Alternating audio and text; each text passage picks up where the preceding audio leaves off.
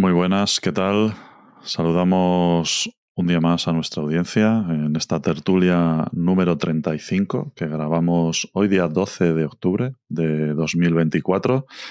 Es una semana especial esta porque bueno, pues estamos viviendo un momento muy relevante para la inteligencia artificial y para el avance del conocimiento de la humanidad en general. Y esto son palabras que parecen muy grandilocuentes, pero bueno, voy a justificar por qué lo digo. Yo creo que a estas alturas ya nadie piensa que toda esta ola de la IA es humo, ¿no? Ha habido cierto escepticismo. Creo que lo sigue habiendo, pero cada vez menos. eh, yo creo que justificado también, ¿no? Por otras cuestiones, por olas recientes que no han llevado a nada. Ya sabéis que siempre tiene que estar algo de moda. ¿m? Y entonces parecía como que la IA era la nueva moda que tocaba ahora, que tendría un tiempo en el que pues generase hype, luego eso se desinflaría y pues vendría lo siguiente, ¿no? Digámoslo así. Y para la IA, pues esto supondría un nuevo invierno. Y es algo de lo que hemos hablado también aquí en el podcast, pero parece ser, amigos y amigas, que esta vez es diferente. Y esta semana, precisamente, creo que ha llegado la constatación de que esto va en serio. Porque la inteligencia artificial, de distintas formas, ha obtenido el máximo reconocimiento científico, al menos a nivel de prestigio que se puede dar, obteniendo no uno, sino dos premios Nobel. Los premios Nobel de Física y de Química. Hoy vamos a hablar sobre estos premios y sobre cuáles, que por supuesto han generado debate y discusión, eso también está bonito. Y para nosotros, oye, que voy a decir yo, nos viene muy bien, ¿no? Para tertuliar. Vamos a hablar de esto.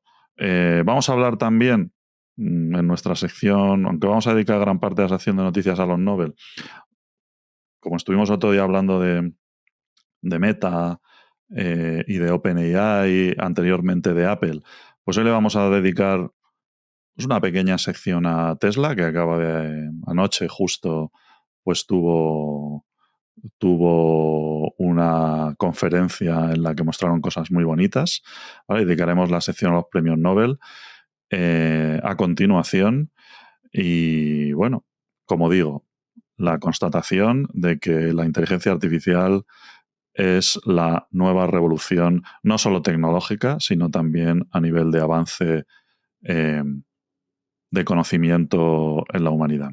Y bueno, después de esta intro, espero que hayáis llegado hasta aquí. Voy a saludar a mis copilots. ¿Qué tal, Frank y Corti? ¿Cómo vais? Muy buenas. No sé si eres consciente, pero acabas de gafarnos el programa. Acabas de decir que la sección de Tesla iba a ser pequeña, lo cual implica 1 hora y 20 minutos aproximadamente y ya veremos hasta dónde llegamos. Pero intención hay. La última vez que grabamos estábamos tú y yo para tratar de hacer 1 horita que se convirtió en 1:40. Echamos un montón de menos a Corti para rellenar, ¿no? Para llegar a 2 horas y media por lo menos para hacer la cara A. Y lo bueno es que hoy le tenemos aquí. Así que se espera un 12 de octubre, Día de la Hispanidad, que yo creo que te has adelantado un poco, Lu. Sí, pero bueno, es 11. Por eso digo, se espera un día. Fíjate si la inteligencia artificial ha avanzado, que hemos viajado en el tiempo, ¿no? Así a mañana. Pero nos espera una tarde intensita. O sea, yo creo que Luis ha dicho la fecha en la que vamos a acabar de grabar el programa. Sí, el 11, pero a Son lo las 6 mejor de la acabamos mañana del día 11, terminaremos el día 12, seguro.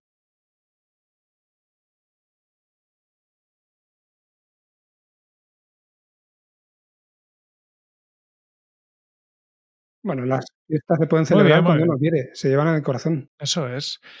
Yo estaba pensando que el otro día decían también por ahí, creo que 12SV en Twitter, ¿no? Dice, le tienen que dar también el Nobel de Literatura a ChatGPT porque todo se ha dicho, seguramente es el bicho que más ha escrito muchas obras a lo largo del año y seguramente algún día el de la paz a la IA en general por no acabar con la humanidad, aunque eso está por ver, el que no acabe con la humanidad. Pero vamos, no adelante, da para mucho. Que el amigo Hinton tiene mucho que decir aquí sobre el tema. Luego hablaremos. Pasará a lo mejor que Elon Musk, o que ahora vamos a hablar de él, o alguno similar, el día de mañana compre OpenAI y saque todos los logs de las consultas que ha hecho la peña y entonces salgan ahí los libros que se han escrito, las tesis, ¿no? Los artículos, los emails, no, por favor. Así que bueno, No brace descartemos. yourselves. Muy bien, pues nada, vamos a ir empezando. Vamos a recordar alguna cosita, Corti, que teníamos por aquí apuntada. Claro. Como siempre, los que nos estéis escuchando, iros a tertulia.mumbler.io, tenéis el enlace también en las notas del episodio, suscribís a la newsletter y os suscribís al podcast. Sobre todo si estáis escuchando esto en el podcast de Product Hackers, hay una parte del contenido que solo sale en el canal específico de la tertulia, tenéis los enlaces desde ahí. Eso por un lado. Y antes de meternos en faena, también hoy un poquito especial, nuestro amigo Philip Lardy, organizador de Open Expo, que nos invitó a hacer una tertulia en directo en su momento para allá, nos comentaba que están organizando desde Open Expo una formación de IA para expertos en ciberseguridad, que es en noviembre. Pondremos el enlace en las notas del episodio y también en nuestra newsletter. Y tiene muy buena pinta. O sea, que le interesa el tema de la intersección entre la inteligencia artificial y la ciberseguridad. Es como hype más hype, super hype. Pues bueno, es una buena formación para meterse ahí. Y no es hype todo lo que reluce, ¿eh? Estamos hablando de algo realmente con presente y mucho futuro todavía. Sí, sí. Es un temazo que tiene mucho futuro. Yo estoy relacionado con los dos campos por cercanía profesional y bueno, pues estoy un poco al día, ¿no? Me leo los papers de las cosas que van saliendo, está muy divertido. Aparte de la parte seria, ¿no? De que, bueno, esto es una preocupación y una cosa muy importante. Iba a decir para las empresas, ¿no? Pero para todo, para las empresas, administraciones, para la seguridad personal, etcétera.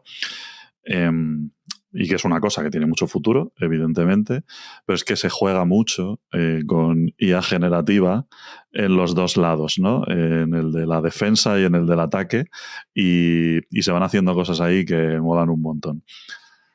Así que, bueno, muy interesante esta formación. Pasaros por ahí. Lo dejaremos el enlace, ¿no? Para que le podáis echar un vistazo. Así que bueno, vamos como hemos dicho, a dedicarle un ratito para no hacerle de menos a Elon. Porque hablamos de Mark, hablamos de Sam, hablamos de Tim, ¿no? Sí, Tim, ¿no? Y hoy hablamos de Elon.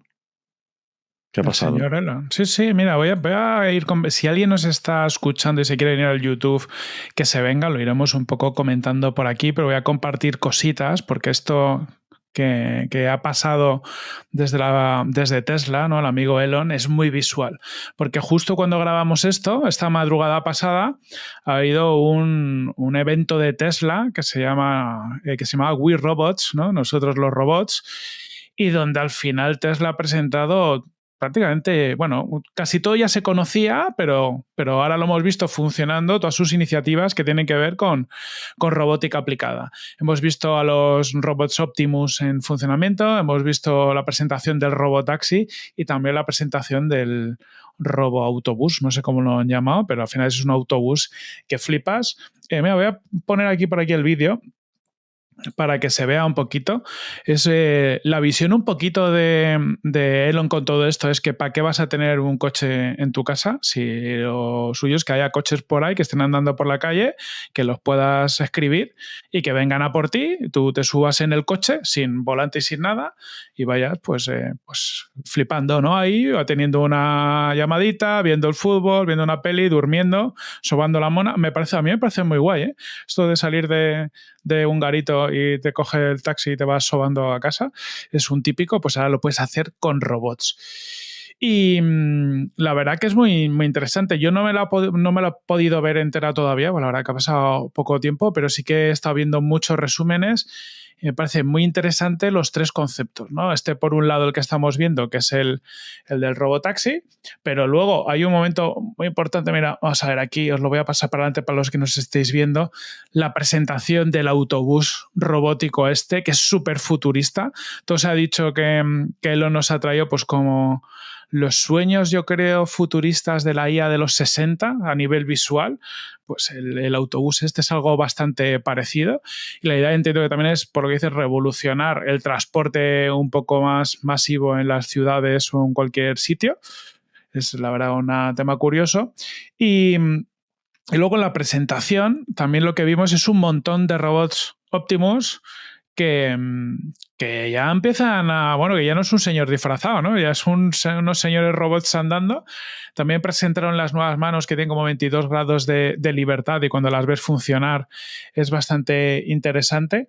Y al final son robots humanoides en todos los aspectos, ¿no? Tienen pinta de humano, tienen pues las estructuras morfológicas de un humano y parte de la gracia es que de esa forma están adaptados para hacer cualquier cosa que hace un humano a día de hoy, ¿no? Hay otras iniciativas de robots más para dar apoyo que están muy planteadas pues con ruedas y con otros modelos que a veces incluso sin manos como tal, sino con otros sistemas de enganches que, claro, no están capacitados para hacer lo que hace un humano, están capacitados para hacer cosas adaptadas para ellos. Aquí la idea un poco de Elon, yo creo, más revolucionaria es si quieres tener robots haciendo todo lo que hace un humano y utilizar utensilios de los humanos, cocinas, lavar, yo que sé, conducir, whatever, pues al final necesitas que estos robots tengan pues las mismas forma de articulaciones, manos y demás que un humano. La verdad que fue bastante interesante. Mira, voy a poner por aquí también muy cachondo. Pues hay imágenes, ¿no? Del robot poniendo cerveza y poniendo copas, que es siempre un caso de uso interesante. Y también robots jugando al papel, ¿no? Piedra, papel y tijera, ¿no? Pues lo mismo, demostrando un poco la capacidad de interactuar con los humanos. Había otros vídeos por ahí de robots hablando y discutiendo con humanos. No sé, a mí me ha parecido muy interesante. Encaja, y voy a unirlo ya, perdón, por último, con una cosa, con un report que salía esta semana del estado de la IA en 2024, que también destacaba que este año es el primer año en el que empieza a haber muchísimas iniciativas de IA en robótica. Y al final la robótica y la IA, pues aunque están muy conectados, son como dos campos que han estado siempre muy desconectados y parece que este es el primer año que empieza a haber un montón de aplicaciones de IA generativa, de IA en general en robótica que va cogiendo bastante relevancia. Totalmente, es como la pata que faltaba, ¿no? Cuando vemos keynotes y anuncios de avances de las grandes tecnológicas, pues últimamente han estado muy centradas en avances sobre las capacidades de las tecnologías basadas en Transformers, LLMs, etcétera, modelos multimodales, y cómo se aumenta la performance de forma gradual. Hay una carrera con esto, pero claro, todo esto ataca los problemas que ataca la IA, que son muchos. La IA moderna, desde que se inventó esta tecnología de los Transformers, pero que pertenecen al mundo digital, digamos, ¿no? Y el gran reto, o uno de los grandes retos que tenemos por delante, es cómo integramos estas capacidades en el mundo real. Entonces, a mí me parece muy interesante esta propuesta de, oye, y sobre todo la visión que se hace con el altavoz que tiene una empresa como Tesla o como Elon Musk, de difundir sobre, oye, hay problemas de los que no nos estamos preocupando tanto, pero que también tendrían un impacto significativo en la sociedad. No quito de aquí los coches autónomos, que sí que es verdad que es una cosa que viene de atrás, ¿no? De los grandes retos que aborda el Deep Learning desde el principio, y ya, bueno, desde hace tiempo había predicciones sobre que el coche autónomo iba a llegar, y bueno, hoy en día estamos en una situación en la que estamos relativamente cerca, ¿no? Porque siempre hablamos de los problemas de la última milla, pero en ciertos lugares, ¿no? En San Francisco, pues vemos estos vídeos de gente cogiendo los taxis sin conductor y este tipo de cosas, y uno ya puede oler que eso, pues en unos años va a ser lo normal, ¿no? Pero, claro, que esto va mucho más allá.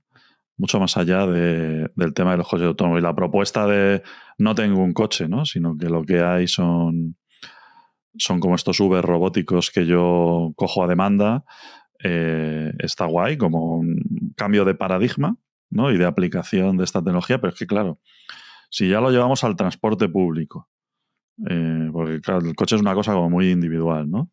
Lo llevamos al transporte público, proponemos autobuses, vuelos. Pues al final el transporte es uno de los grandes habilitadores de la sociedad moderna, y si solo conseguimos llevar al siguiente nivel utilizando robótica, inteligencia artificial, pues seguramente la humanidad va a avanzar mucho.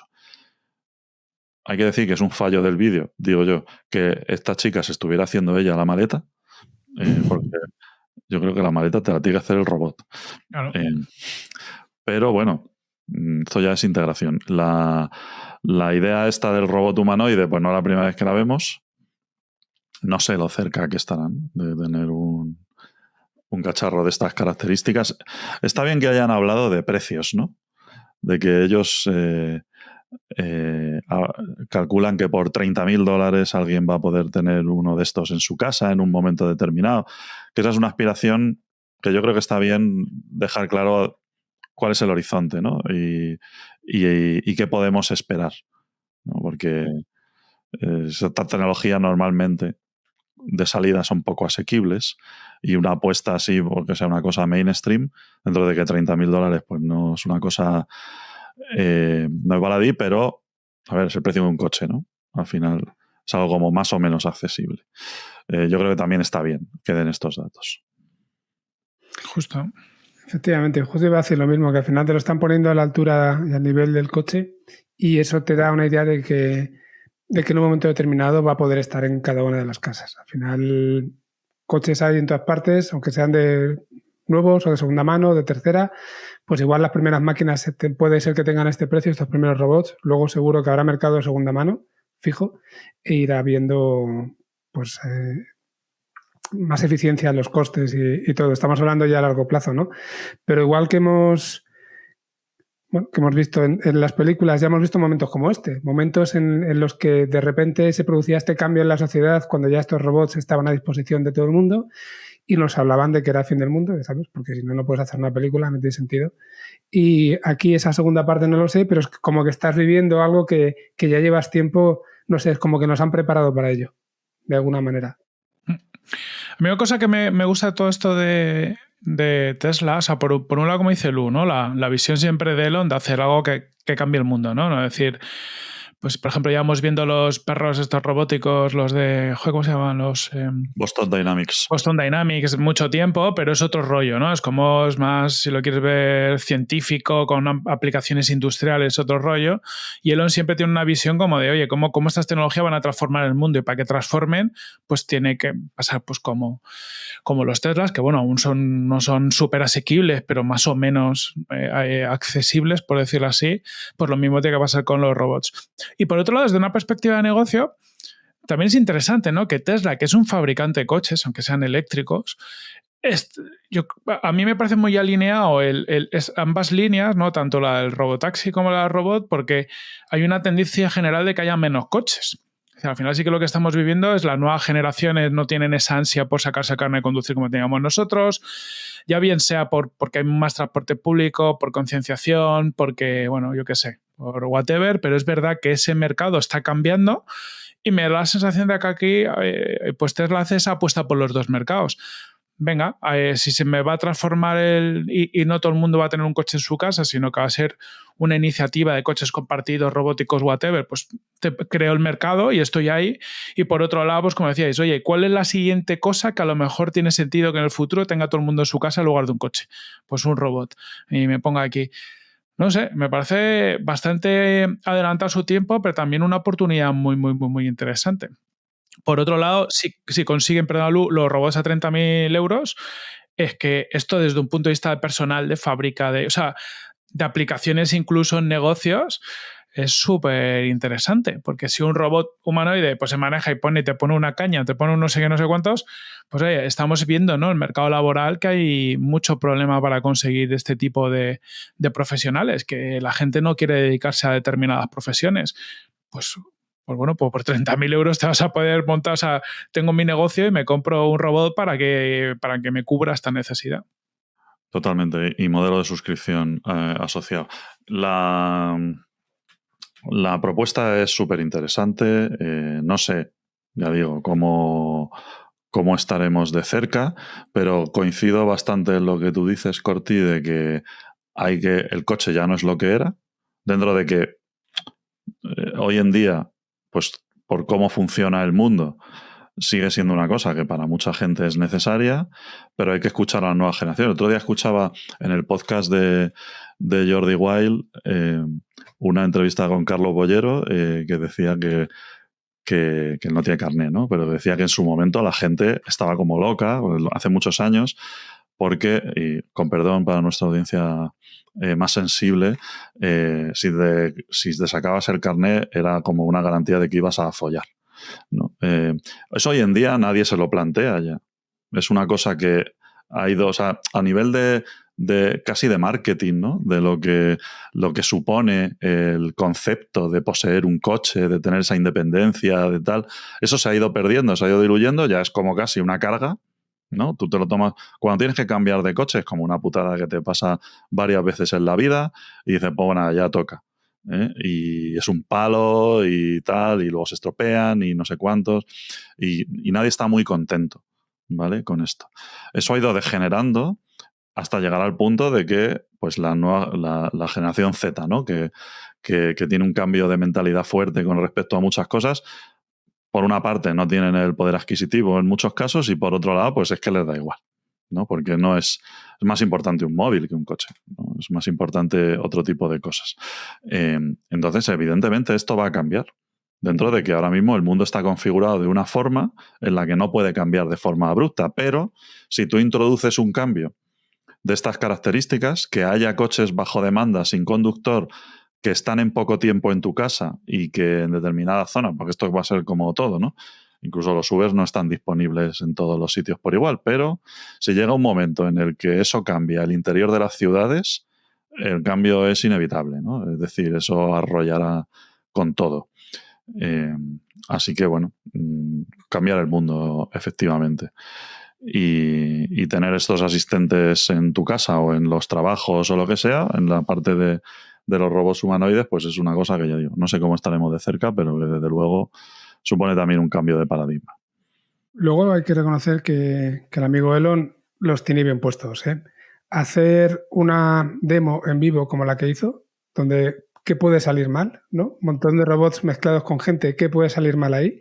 Y tener los santos cojones, con perdón también, ya que estamos soltando estas cosas, de rodearse de un montón de gente y meter un autobús que puede pasar por encima sin ningún problema, meter un coche, meter esos robots que si tenemos en la cabeza lo que hemos visto en las películas, se pueden volver locos y empezar a desmembrar niños o lo que sea, pues me lo estoy llevando al extremo, pero es verdad que en cualquier caso es de admirar. Igual que siempre ha sido completamente transparente a la hora de, bueno, pues todas estas pruebas que ha hecho con los cohetes en vivo, que la gente lo viera y si un cohete ha explotado le da exactamente igual y aprende del tema. Aquí, si el robot se vuelve loco, a lo mejor la consecuencia es peor, ¿no? Pero, joder, que igual que para otras cosas no le termino de tragar muy bien, tengo que reconocer que como disruptor y como tío que lo que decís, que está cambiando el mundo, pues tiene poca comparación, ¿no? Luego es que con esto siempre dice, ¿no?, que no tiene equipo de marketing, pero es que él es como el gran cerebro de marketing, que es, o sea, él sabe que enseñándolo todo, o sea, generando este contexto, es decir, hacer una presentación donde los robots estén en mitad de la gente tiene mucho más alcance a nivel de marketing o de lo que los vídeos, cuánta gente ha compartido vídeos haciendo el chorra con los robots. O sea, ese marketing no está pagado. Entonces yo creo que es una de las cosas que siempre ha hecho Elon muy bien, que es decir, voy a aprovechar todo esto para que salga bien o salga mal, la gente hable de mí. Y como habla de mí, pues al final sube el pan. Y fíjate que hemos hablado antes de Boston Dynamics. Muchos de los vídeos que se han compartido suyos eran evidentemente vídeos grabados de estudio donde se habían hecho 20 pruebas hasta que una había salido bien. Al menos esto es lo que he leído, ¿no? En algunos sitios. A veces incluso he visto como tomas falsas. Y bueno, y estábamos hablando de cosas bastante más sencillas que lo que hemos visto en este vídeo, ¿no? Pues digo, es de admirar, hay que reconocérselo. Sí, está muy bien. Y bueno, también nos puede llevar a una pequeña reflexión comparando un poco cuáles son las visiones de las Big Tech, de las que hemos venido hablando últimamente con respecto a los avances en inteligencia artificial, ¿no? Por un lado tendríamos voy a juntar a Microsoft y a OpenAI, que están como muy focalizados en todo el tema del avance de los LLMs y los modelos multimodales, y cuando hacen un Dev Day pues va totalmente dedicado a esto. Por otro lado tienes a Google, que, bueno, ahora hablaremos de los Nobel, ¿no? Que tiene Google bastante relevancia ahí, que hace más como digamos, cosas core, cosas muy de el desarrollo del conocimiento que hay por debajo, etcétera, aplicaciones menos, digamos, vistosas, ¿no? No es como esto, sino que dentro de que Google se mete en todo, ¿no? Pero digamos que lo que hace en inteligencia artificial pues tiene más que ver con lo que hace DeepMind, que está centrado en problemas científicos y otro tipo de cosas. Por otro lado, está Meta, que tiene una visión muy clara con el tema del metaverso, la realidad aumentada, la realidad mixta y todo esto. Y ahora, pues, irrumpe Tesla con esta visión de la robótica, ¿no? A mí me parece que es una manera inteligente de diferenciarse, de no meterse en una carrera que no puedes ganar, ¿vale? Ya no tiene mucho sentido, porque sí que la gente de XAI pues está desarrollando Grok y dicen algo de vez en cuando, pero no pueden, o sea, ¿cómo vas a meterte en esa carrera, ¿no? Es decir, es una apuesta demasiado grande. Y esto es diferencial, ¿no? Es una cosa, yo veo a Tesla mucho más ahí en romper la baraja que a XAI, que hace sus cosas que son guays, ¿eh? Pero contra quién se pega. Claro, seguramente lo que hagan en XAI pues va a ser más que nada modelos que luego aprovechen ellos en lugar de tener que externalizarlo, ¿no? En lugar de tener que depender de OpenAI o de Cloud o del modelo que sea. Si son capaces de tener algo similar, aunque luego no tenga tirón entre los usuarios finales, pero son capaces de desarrollar modelos similares que sí que integren, entiendo, dentro de sus robots, de todos los tipos que hagan, bueno, pues les cuesta eso muchísimo menos en comparación que el resto de cosas que están haciendo por muchos miles de millones que inviertan. No, solo tienen que pagar a Nvidia ya, todos. Bueno, eso, claro, hay que pasar por caja. Muy bien, y nada, el autobús, pues a mí me ha gustado mucho, mola. El diseño me parece muy desafío total. Esto también está muy bien tirado, ¿no? Como evocan a este tipo de conceptos, lo que decía Corti, de futuristas de las películas de los años 60 y 70, y eso pues a la gente le despierta algo, ¿no? Ya ves eso y piensas en el futuro, aunque sean cosas que se diseñaron hace 50 años. Está bien cómo se ha quedado eso en el inconsciente. Así que muy bien, muy buen marketing, y bueno, yo espero ver estos robots relativamente pronto. Porque últimamente hemos vuelto... Te viene bien, ¿no? Hay uno que nos empuje luego en casa, tío, que te apoye, que te ve en la silla de ruedas, que te da margen. Que me levante de la silla, sí. Yo lo que no quiero tener es uno de estos despertador. No me puedo imaginar lo que puede ser eso. Pero sí, está muy bien, y a ver si vemos avances, porque a ver si vemos sobre todo cosas que lleguen, que bajen a tierra, ¿no? Porque últimamente estamos muy en, otra vez, los anuncios de cosas que se vendrán en el futuro. Que hemos pasado por varias temporadas, ¿no? Pero hubo un tiempo en el que si tú no anunciabas algo que estaba disponible hoy, la gente no se lo creía y decía, esto es humo. Y eso, la gente pues se pusieron a funcionar así, generaron confianza, y ahora están otra vez todos hablando de sí, esto estamos haciendo y ya lo veremos dentro de un par de años y tal. Y claro, ya te quedas un poco con hoja tras oreja. Yo espero que estas cosas, si no todas, pues algunas lleguen a materializarse. Y bueno, pues tú puedes pensar que lo de los coches es lo que más cerca está, ¿no? Porque ya lo has visto en acción. Sí. Así que bueno, pues si queréis pasamos al tema de los Nobel, que es una cosa muy importante que ha pasado esta semana. Recuerdo que se han anunciado a lo largo de esta semana los premios Nobel y hablamos aquí de ellos porque dos de ellos han sido concedidos no voy a decir que han sido concedidos a la inteligencia artificial, pero a cosas muy, muy cercanas y muy relacionadas con la IA, ¿no? Y yo creo que esto, lo que ha pasado, pues seguramente supone un reconocimiento a lo que está ocurriendo, que lo que lleva ocurriendo ya unos años en el campo. Y bueno, curiosamente, pues se ha dado en 2 premios Nobel, ¿no? Hablamos, si queréis, primero del premio Nobel de Física, que se las ha concedido ¿a quién, Frankie?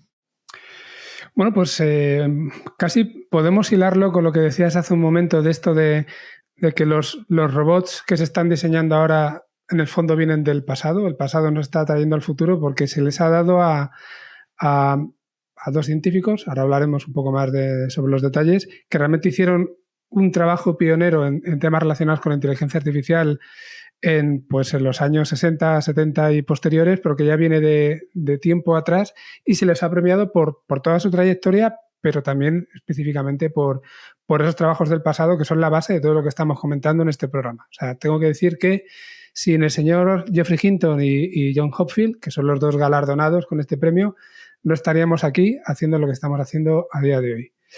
No sé dónde estaríamos, pero bueno, pero sí que es verdad que han tenido mucho impacto en todo lo que está ocurriendo. No sabría decir cuál es el orden, ¿no? Si realmente aquí lo importante es Hinton o es Hopfield o qué. Según lo que leas, cada uno te dice una cosa, pero lo que sí es que Hopfield es doctor en física. Por tanto, bueno, pues seguramente hablar del Nobel de Físicas pueda tener cierto sentido. Lo digo por el tema estamos hablando de inteligencia artificial, que no se sabe muy bien la relación que tiene con la física. Geoffrey Hinton es doctor en psicología cognitiva por la Universidad de Edimburgo, si no recuerdo mal. Estamos hablando de una disciplina que lo que hace es estudiar, de alguna forma, los procesos mentales y que sí que tiene una relación directa con la inteligencia artificial. O sea, que nadie piense que es que no... ¿De dónde llegas desde la psicología cognitiva a la inteligencia artificial? Porque una de las cosas que intentaba también desde el principio Hinton es replicar estos procesos cognitivos humanos en máquinas, ¿no? Que al final es la base de todo esto. Bueno, ha habido mucho impacto, ha habido mucha controversia.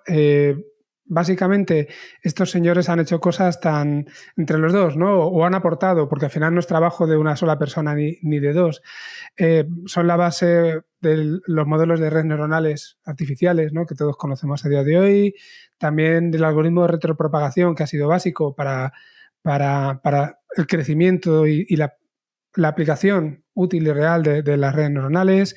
También han sido los primeros que empezaron a aplicarlos a la vida cotidiana. Y bueno, pues al final de ahí podríamos seguir tirando, pero hay tantas cosas y tan importantes que en el fondo, ya os digo, no se les da seguramente por una sola cosa, sino que se les da por una trayectoria. Hay que decir que, bueno, no existe un premio Nobel de informática. Muchos han dicho, ¿por qué no les dan un premio Nobel de informática? Bueno, en el caso de Hinton, ya le dieron el premio Turing hace unos añitos, 5 o 6, una cosa así, que es el equivalente, si queréis, al premio Nobel de informática. O sea que ya lo tiene. Eso existe, pero bueno, Alfred Nobel, en la época en la que ideó estos premios, no existía todavía la informática, es normal que no esté. Bueno, tampoco existía la paz y sin embargo dio el Nobel de la Paz, pero bueno, vamos a dejarlo un poco de lado. Y otra pregunta que surge es ¿por qué el premio conjunto? Aquí estaba escuchando, que me lo pasó Lu esta mañana, estaba escuchando el podcast de Coffee Break ayer en el que hablan también de todo esto, muy recomendable como siempre, y básicamente lo que dicen es que en el fondo se lo dan a Hopfield, pero como estos premios no se le pueden dar solo a una persona, no, eso nunca he entendido muy bien por qué, pero parece que siempre hay que darlos en pares o en tríos, pues metían a Hinton un poco de tapadillo. Al final Hinton, una de las cosas que hizo fue coger parte de los trabajos de Hopfield y mejorarlos, ¿no? Y seguir mejorando la contribución. Por tanto, bueno, pues puedo llegar a entender realmente que se lo den como algo conjunto. curiosamente también tenemos que decir, y lo hemos comentado otras veces, que Hinton tiene una actitud ante la inteligencia artificial que es un poco pues contraria a la que a lo mejor uno podría pensar que tiene un científico, aunque luego tiene su lógica, porque al final él lo Contraria a ve los demás. ¿Perdón? Contraria a los demás, ¿no? Contraria a los demás, efectivamente. Él ve algo muy positivo, evidentemente, y por eso se dedica a ello también. Avances como medicina o todo ese tipo de cosas, como puede ayudar a yo que sé, a medio ambiente, todo eso siempre lo ha destacado, pero también destaca todo lo malo que puede venir de la mano de la inteligencia artificial, ¿no? Tiene perlitas interesantes en algunas frases que dice, por ejemplo, que Estados Unidos está muy atrasado respecto a Europa en cuanto a la legislación de sobre inteligencia artificial, pero incluso en Europa hay una cláusula que excluye de estas regulaciones, excluye el ámbito militar. Es decir, que al final haces la ley y haces la trampa a la vez porque hay intereses ocultos, ¿no? Y a él lo que le preocupa es precisamente todos estos intereses ocultos y todas las aplicaciones que se le pueden dar a la inteligencia artificial. Entonces, él lo que dice es que hay que tener un poquito de cabeza y que hay que tener mucho cuidado a la hora de utilizar la inteligencia artificial para cualquier cosa. También comentaba esta semana que estaba especialmente orgulloso de Kyle Suskever, que era uno de sus exalumnos, hubiera sido uno de los artífices de expulsar a Sam Altman de OpenAI, ¿no? Como diciendo, este es un tío que solamente está pensando en la pasta y, sin embargo, otro como Suskever sí que estaba mirando un poco más allá. Y, de hecho, en el último programa, la última cara que tuvimos hace unos días, hablábamos justo de este tema, ¿no? Ya termino y os dejo. Sobre todo es el revuelo que se ha montado después con todo esto, las críticas a la decisión por parte de la organización de los premios Nobel, porque hay gente que ve el Deep Learning como una mejora de cosas que ya existen, pero no un descubrimiento que sea algo fundamental de la física, ¿vale? Y pues desde cierto punto de vista hay gente que cree que solo se tienen que premiar estos avances que son más fundamentales de la física. Luego, curiosamente, sí que se premian aplicaciones, ¿no? En este sentido. Hay circunstancias de todo tipo. Ha habido alguno que incluso les acusa de plagiar trabajos anteriores. Esto es ciencia. ¿Quién no se basa en los trabajos anteriores, ¿no? Para seguir avanzando? Y luego la presidenta del Comité Nobel, que se llama Ellen Moons,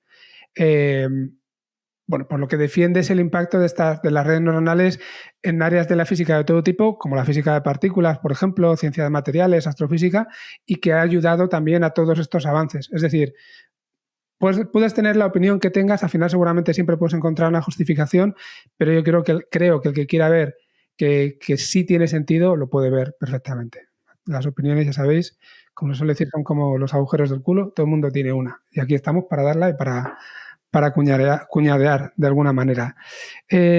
Poco más, no quiero yo tampoco hablar mucho más, solamente ver qué opináis del tema. Pues yo particularmente, decir que para empezar, los premios Nobel se dan a aplicaciones, no a cosas fundamentales. Igual que pues cuando dieron el de... Aquí se quejó mucha gente en España cuando el de CRISPR se lo dieron a la gente que había hecho las tijeras en vez de a Francis Mójica, ¿no? Pero es que los Nobel son eso. Los Nobel no los dan por aplicar, que es lo que quería Nobel, ¿no? Que cosas que se usasen. En el caso de... Yo creo que aquí se ha buscado un poco una justificación para darle un Nobel a las redes neuronales.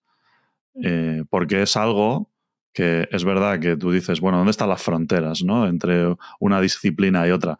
Pues son difusas, la física, si tú quieres, es todo. O sea que, a ver, si nos ponemos así, en su definición está. Pero realmente en investigación de frontera y tal, y aplicaciones de este tipo, se han dado muchos Nobel. O sea que tampoco creo que haya un problema.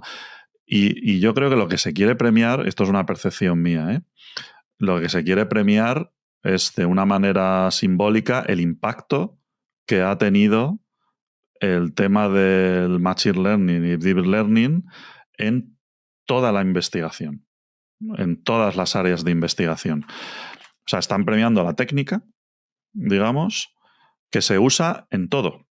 en todo en física, pero no solo en física. Se usa en todo. Y eso ha cambiado la manera de hacer ciencia.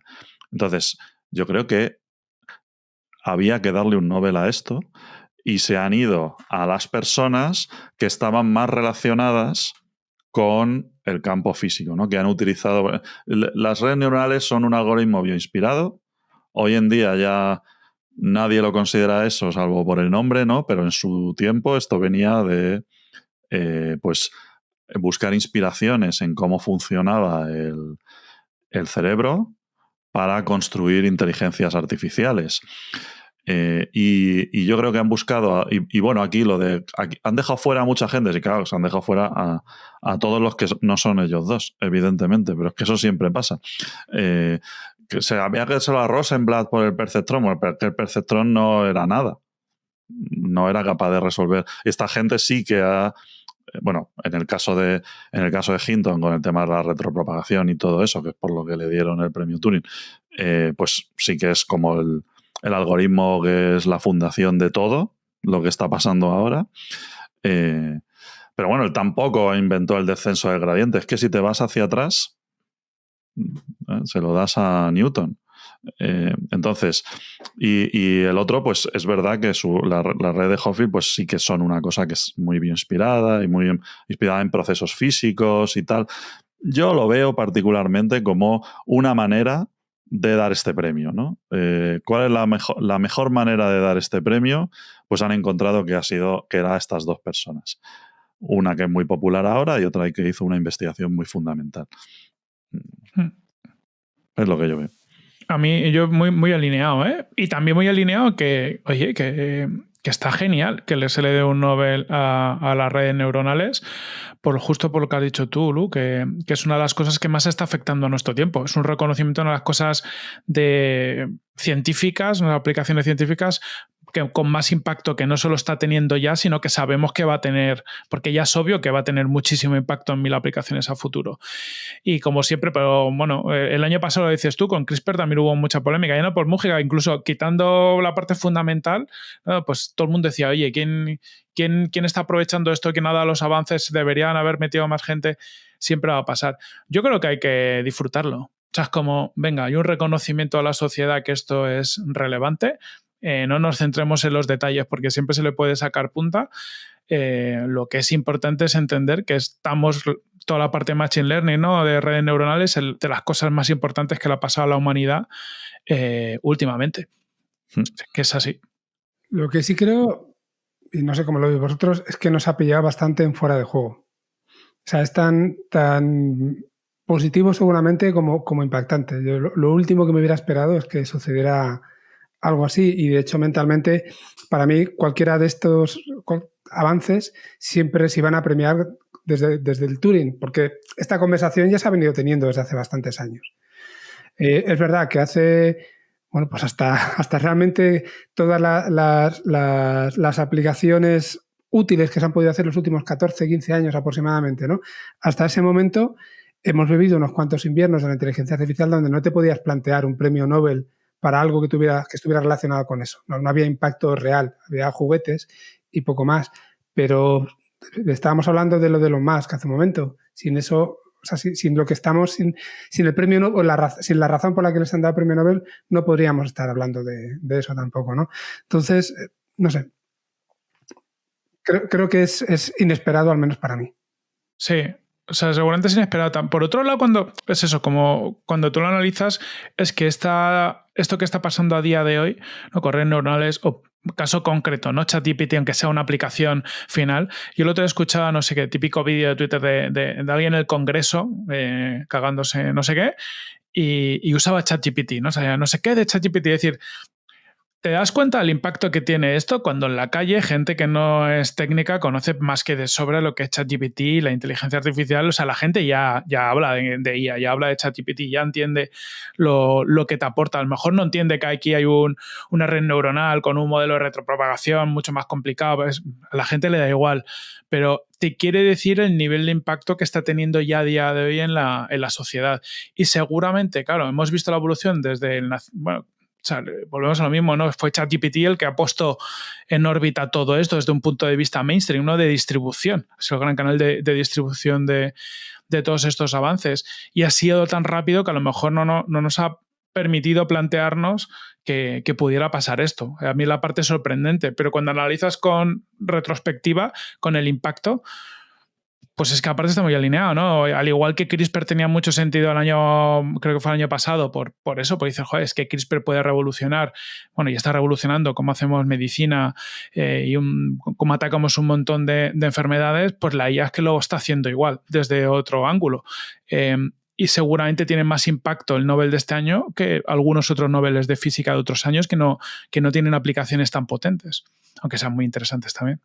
Hacían un comentario en Coffee Break que me resultaba curioso, yo no lo había visto así. Es verdad que luego vamos a hablar del Premio Nobel de Química, entonces no adelanto nada, pero sí hablaban de la diferencia en cuanto a que en este caso el Premio Nobel de Física se lo han dado a dos personas por la contribución que han tenido desde el punto de vista de la física a la inteligencia artificial.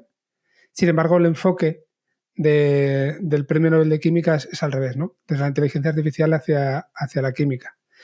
Son dos enfoques distintos, pero que llevan a lo mismo. Al final, que es a resaltar lo que estamos diciendo, esa normalización de la inteligencia artificial, esa aceptación que ha llegado en los 2 últimos años, por mucho que leas y escuches improperios de todo tipo. Y bueno, cuando algo se normaliza en tan poquito tiempo, también tienes que... O sea, es algo que es nuevo, ¿no? Como sociedad. El que un cambio tan grande se produzca en apenas 2 años, aunque viniera ya rumiándose de antes, pero esto sin ChatGPT tampoco habría pasado. Pero en 2 años todo esto es una barbaridad para mí. Sí. Si queréis hablamos ya que lo has sacado, del Nobel de Química. Sí, queréis hilarlo para no pasarnos el tiempo. Me lo has dejado ahí votando. Este era más predecible, ¿vale? De hecho, esto se viene hablando desde hace ya tiempo. El Premio Nobel de Química, por poner en contexto nuestra audiencia y no empezar la casa por el tejado como hago siempre, pues se le ha concedido a 3 personas que son David Baker, Demis Hassabis y John Jumper. Es un premio compartido, es 50% David Baker, que es como el investigador más fundacional en la materia, y Demis Hassabis y John Jumper, que son de DeepMind, de Google, ¿vale?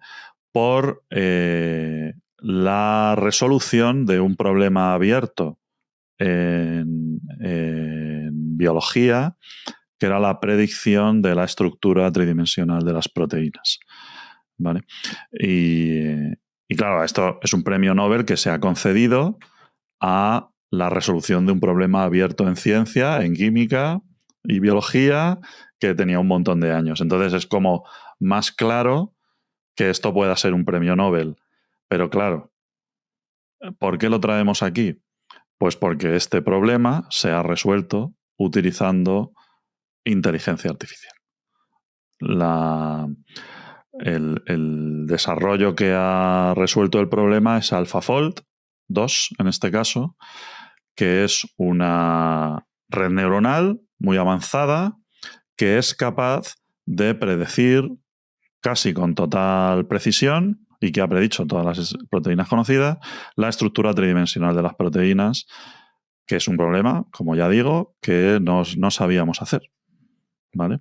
Y que tiene además un impacto significativo en muchas áreas de las ciencias de la vida, principalmente de la medicina, ¿no? Entonces, esto es algo que sí que se veía venir desde hacía tiempo. Porque antes de AlphaFold, si tú le decías a alguien, yo recuerdo hablar esto o se lo vi publicar en algún sitio a mi director de tesis, a Víctor Maojo, que le mando un saludo afectuoso desde aquí, hace tiempo ya, ¿no? Que él te decía, pues 5 problemas que si se resolviesen serían merecedores de un Nobel, ¿no? Esto se lo decía a sus alumnos en la universidad. Y uno de ellos era este, claro.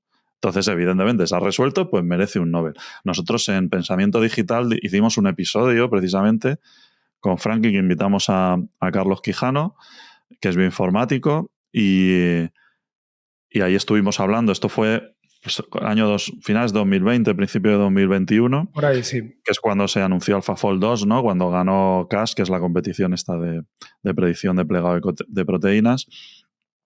Y ahí estuvimos hablando de esto le van a dar el Nobel. Seguro. Entonces, es una cosa que todo el mundo sabía.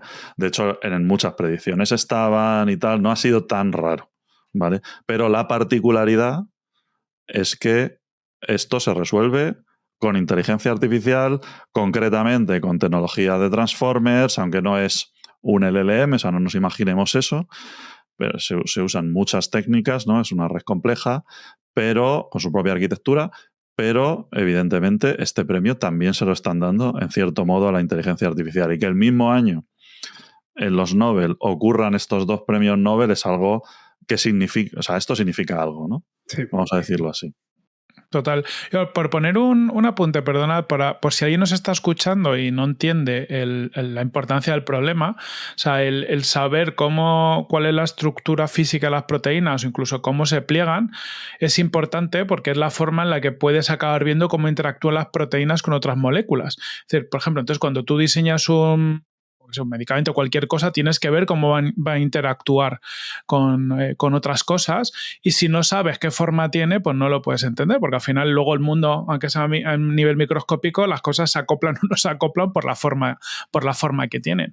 Que por eso era prácticamente, ¿no? Pero es por eso era tan interesante el conocer todo este tipo de cosas. Yo me acuerdo hace muchos años, cuando estábamos metidos en temas de gamificación, que hubo una aplicación de gamificación que puso a competir un montón de gente para ver cómo se doblaba una proteína, que también fue muy famosa porque consiguió, ¿no?, que gracias a esa inteligencia colectiva se resolviera cómo se doblaba una proteína en concreto, que había sido un problema que eran unos científicos no sé cuántos años estudiando. Eso ya fue la leche, y era una proteína, ¿no?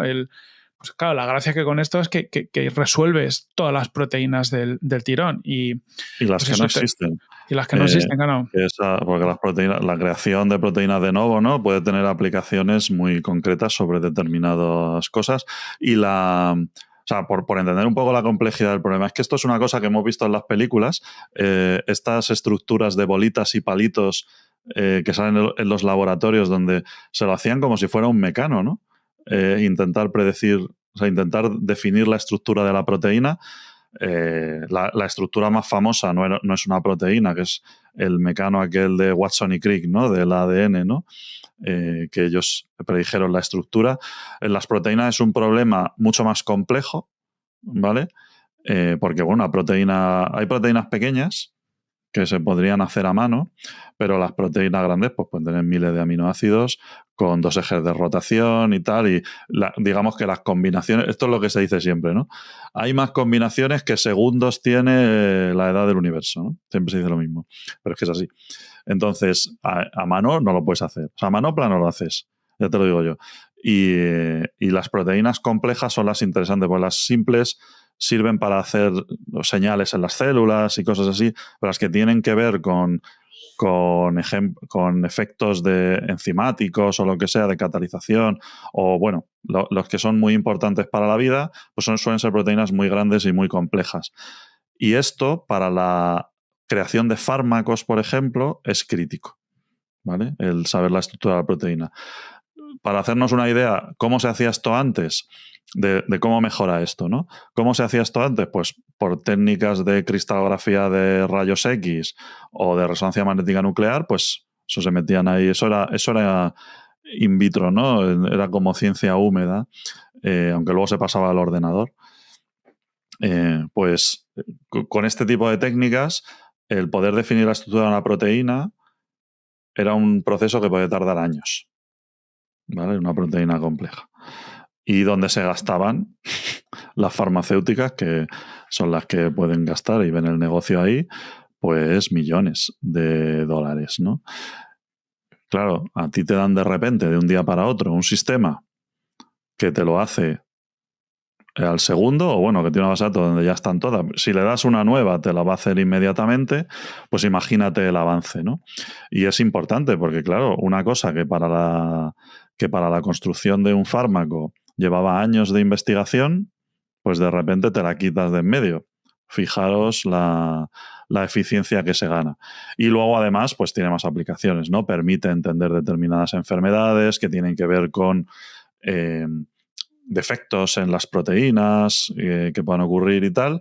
Y a mí, sobre todo, me gusta cómo funciona esta red AlphaFold, que es encontrando patrones evolutivos, ¿no? Porque los mecanismos de atención que usa lo que hacen es encontrar patrones que no cambian entre distintas proteínas, porque esos son muy importantes para la vida y los da la evolución. Eso puede tener saltos entre especies, pero bueno, sobre todo entre distintas proteínas, una que ya has predicho y que tiene ciertos patrones, sabes que esos patrones se van a repetir en la nueva, ¿no? Eso es conocimiento sobre cómo funciona la evolución y sobre cómo funciona la vida. O sea, las aplicaciones de esto son increíbles. Y bueno, de hecho, Google Alphabet ya fundó una empresa que se llama Isomorphic Labs, que se ha llevado un montón de premios también y de reconocimientos, que colabora con farmacéuticas. Hay otros que dicen que esto es para sacar dinero, que también, pero colabora con farmacéuticas para que puedan hacer uso de AlphaFold. Que sí, que se va para sacar pasta, pero esto no va a mejorar la vida a todos, claro.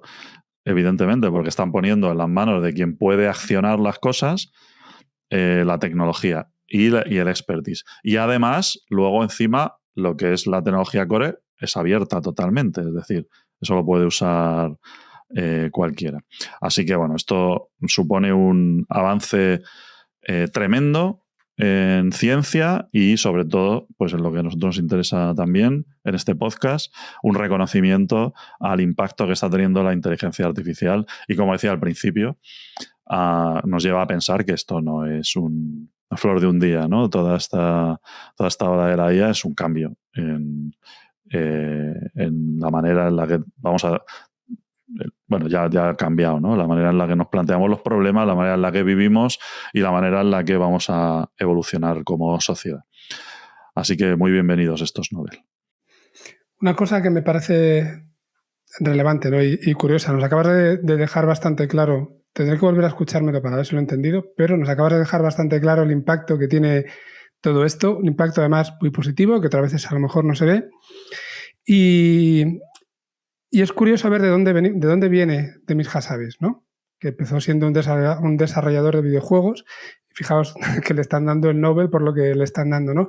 Pero cuando estaba leyendo un poco sobre Hinton, una de las cosas, estaba leyendo frases que él había dicho después de que le dieran el Nobel. Una de las cosas que decía era que se le había pasado muy bien durante todos los años de investigación, pero bueno, que le había molestado un poco que muchas personas, decía...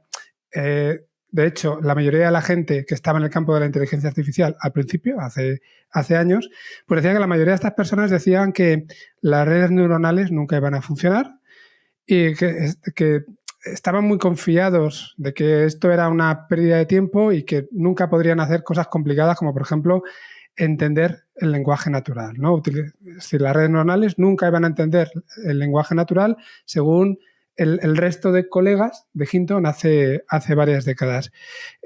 Si recordamos un poco de dónde viene Hassabis, ya empezamos a hablar de él pues hace unos cuantos años, en todos los podcasts que hemos ido teniendo, ¿no?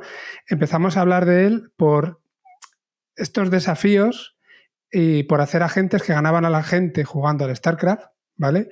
O cómo fueron capaces de ganar a los mejores jugadores jugando al Go. O sea, venimos de algo que seguramente estaba muy relacionado con lo que eran sus comienzos, que era esto de los videojuegos. Hablábamos de aprendizaje por refuerzo y fijaos cómo de eso, que también seguramente para muchos era una pérdida de tiempo, ¿no? ¿Para qué coño estás invirtiendo todo este dinero, todo este tiempo en resolver esos problemas que no van a llevarnos a ningún sitio? Bueno, pues seguramente es algo paralelo, no es que venga directamente de ahí, pero sí es la base para todos estos avances que estamos comentando ahora y todo este impacto que seguramente vamos a tener a futuro, ¿no?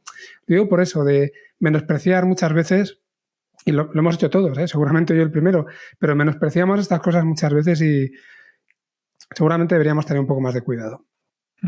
La conclusión de Frankie, yo lo explico en lenguaje natural, es que jugar al StarCraft es bueno. Que jugar al StarCraft no es malo. Bueno, no son mis palabras, las has dicho tú. Bueno, al final A ver, la aplicación es importante. Este premio Nobel se da a la aplicación. Nunca le darían un Nobel a resolver el problema del StarCraft.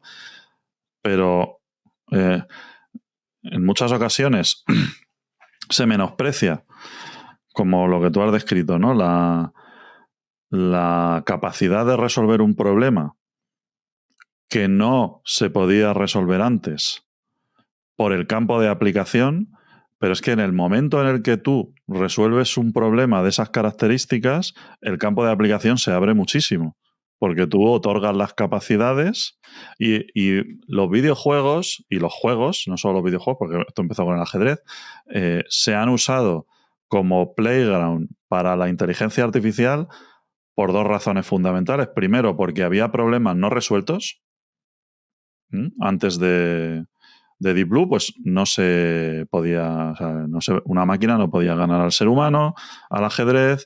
Antes de AlphaGo se pensaba, yo en tiempos, esto, historia de abuelo cebolleta, mi primer intento de tesis doctoral fue precisamente en inteligencia artificial para el juego del Go.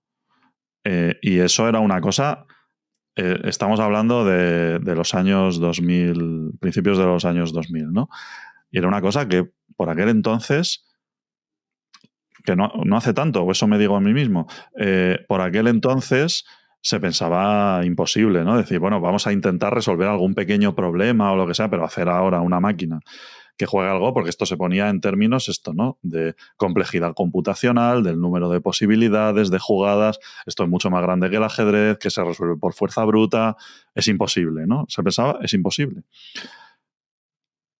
Cuando tú, no digamos ya juegos más abiertos, ¿no? Tipo o colaborativos, etcétera, como pueden ser juegos de ordenador, pero ahí hay un montón de problemas que si se resuelven, pues te dan las capacidades para atacar otras cosas. Y luego la segunda razón por la que se usan los videojuegos es porque te proveen de un entorno controlado en el que tú puedes resolver el problema y medirlo de una forma mucho más sencilla. Es un problema que vas a resolver computacionalmente. Y pues lo mismo que luego AlphaFold, por ejemplo, se desarrolla en el contexto de una competición de plegado de proteínas donde los criterios de evaluación son clarísimos. Esos son entornos que no son el entorno real, porque una competición de plegado de proteínas no es el entorno en el que tú vas a aplicar las bondades de la predicción del plegado de proteínas, pero son sitios en los que es muy propicio hacer tu investigación y hacer tu avance. Y una vez que lo has conseguido, entonces te lo llevas a otras partes. No hubiésemos llegado hasta aquí, no hubiésemos llegado a los Transformers, no hubiésemos llegado a AlphaFold, no hubiésemos llegado a nada de esto si no se hubiesen planteado los problemas previamente en el campo de los juegos. Porque es que esto funciona así. Y no hay que ponerse de primera a intentar resolver la ecuación del mundo. Oye, tú tienes un problema ahí que es apetitoso, pues lo resuelves y nadie se tiene que quejar. Evidentemente, si tú vas a pedir aquí habría gente que confía mucho en el tema. Si tú vas a pedir pasta a un organismo público, ya sea un proyecto europeo, para resolver un jueguecito, pues te van a poner el último de la lista, y si tú dices que curas el cáncer, pues te van a poner el primero, evidentemente. O sea, una cosa no quita la otra. Pero es que lo otro es necesario, ¿no? Y por eso la ciencia fundamental también es necesaria, ¿no? Yo creo que aquí esto es una cosa que también, de las cosas que hay que reconocerles a los americanos, que trabajan mucho con estas visiones que se salen de lo común y que son capaces de montar iniciativas como esto. Esto, recordemos, ¿no? Que al final viene de DeepMind, que luego lo compra Google, pero que esto se monta desde un inicio como una iniciativa privada con inversión de capital externo, lo cual es muy extraño sería muy extraño para España, ¿no? Donde es casi imposible. Tú dile a alguien, no, voy a construir una compañía, se va a dedicar a hacer unos algoritmos con inteligencia artificial cuando nadie cree en esto y voy a resolver problemas del StarCraft, del Go o lo que sea, porque eso espero que me lleve a un mayor conocimiento. Esto es imposible aquí, y lo que decías tú, Lu, ¿no? Te tendrías que ir a lo público, y lo público, si no es un problema serio, tampoco se lo cree. Entonces yo creo que también hay que reconocerle, ¿no? Tanto a Estados Unidos es su ecosistema que puede pasar esto, como a los emprendedores ¿no? que han liderado esto. Yo creo que parte del premio hay un reconocimiento a esto, de tener la visión de ponernos a trabajar en estas cosas, y seguramente han tenido, ¿no? Como decía antes Frankie, pues que luchar mucho contra el criticismo, incluso en una sociedad que entiende mucho mejor esto, pues en su día también les han dado collejas y ha habido noticias de todos los tipos, ¿no? Que también había gente que menospreciaba su trabajo, y fijaos hasta dónde han llegado. Creo que esa constancia y perseverar y tener muy claro cuál es tu objetivo y perseguirlo es muy importante. Y para que nos sirva también como muestra, otro que empezó así fue OpenAI. OpenAI en sus comienzos también se dedicó a hacer este tipo de cosas, y fijaos dónde han terminado, ¿no? Perdona, Lu, que te Lo hablamos el otro día, ¿no? En el pasado podcast, que esta gente, hablamos mucho de ChatGPT, pero en el año 2015 se tuvo que ir a pedir pasta. ¿Para qué? ¿No? Es decir, no, te pido X millones para contratar, para pagarles una pasta a gente que trabaja en la universidad, que si no, no se van a ir de ahí, pero que son los mejores cerebros en esto, a ver si conseguimos la inteligencia artificial general. Un reconocimiento a esa visión emprendedora y un reconocimiento a quien les dio el dinero. Porque esa gente, claro, te llegan y te dicen, no, necesito 20 millones. Y aunque los tengas, dices, ¿cómo? ¿Qué me estás contando? O sea, que dar esa confianza también tiene un... Y eso normalmente es verdad que normalmente se suele entender desde la investigación universitaria, desde lo público, donde los recursos son muy limitados, y necesitamos este tipo de iniciativas que sean mucho más ambiciosas, porque si no la cosa pues avanza, pero mucho más lento, evidentemente. Así que bueno, yo creo que 2 premios Nobel muy bien dados. Enhorabuena a los premiados. Enhorabuena a los premiados. No se lo gasten en vino, y creo que a partir de ahora, pues desde determinados sitios se empezará a percibir toda la revolución de la IA de una manera bastante distinta, y esto seguramente, siempre estas cosas tienen impacto, ¿no? Pues también sobre estas cosas, sobre hacia dónde va el dinero, sobre en qué proyectos se confía, etcétera. Así que creo que es muy positivo y nos va a repercutir como sociedad de una manera que seguramente notemos, no tardando mucho, sobre todo en el caso de AlphaFold. Así que nada, sí. Bueno, pasamos, yo creo, cara B, ¿no? Hemos dado un buen repasito por aquí. Si queréis, antes de pasar a la cara B, si nos estás escuchando en el canal de Product Hackers, recuerda que la cara B solo está en el canal específico de AI Hackers, en el canal de la tertulia, en tertulia.mumbler.io. Así que vete para allá y nos sigues. Suscribíos, que nos pone muy contentos. Nos hace ping, nos sale una notificación. Y da mucha alegría, aunque llegue a las 3:30 de la mañana. Así que a cualquier hora podéis hacerlo.